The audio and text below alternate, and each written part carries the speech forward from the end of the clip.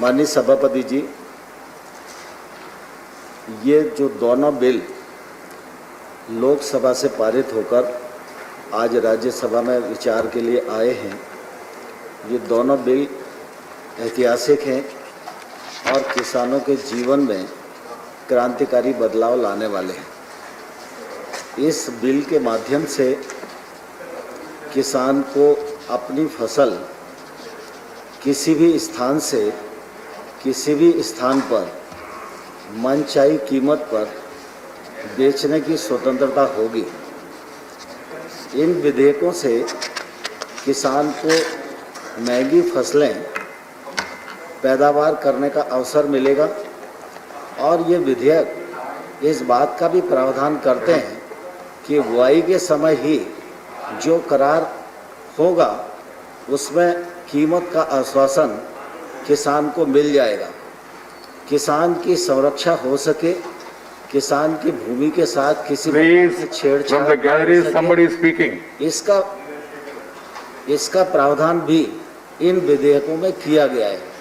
माननीय सभापति जी, जो कृषि उपज के व्यापार से संबंधित विषय है, हम सब जानते हैं कि देश का किसान देश का सबसे बड़ा उत्पादनकर्ता है, लेकिन इस उत्पादनकर्ता को अपनी फसल मनचाही कीमत पर बेचने की स्वतंत्रता नहीं थी। मनचाहे स्थान और मनचाहे व्यक्ति को भी बेचने की स्वतंत्रता नहीं थी। एक लंबे कालखंड से कृषि के क्षेत्र में विचार करने वाले चिंतक, वैज्ञानिक और हमारे तमाम सारे नेतागण लगातार इस बात की ओर संकेत करते रहे कि जो एपीएमसी है वो किसानों के साथ न्याय नहीं कर पा रही है और एपीएमसी की कार्यप्रणाली में पारदर्शिता नहीं है और किसान को एपीएमसी से कोई दूसरा विकल्प भी होना चाहिए। और मैं समझता हूँ कि यह वैकल्पिक व्यवस्था इन विधेयकों के माध्यम से हो रही है। इससे बाजार में प्रतिस्पर्धा बढ़ेगी, किसान को उसके उत्पादन का उचित मूल्य मिलेगा।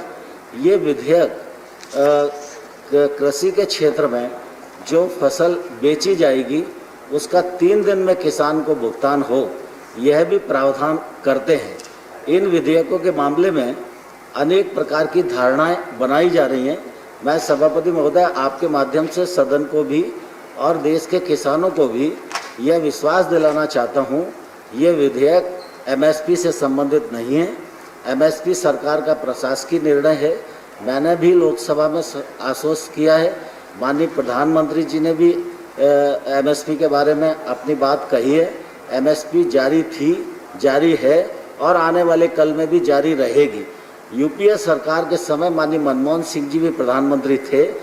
अनेक अवसरों पर जब भी उनको बात रखने का मौका दिया गया तब उन्होंने इस प्रकार के रिफॉर्म्स के बारे में अपनी राय व्यक्त की है।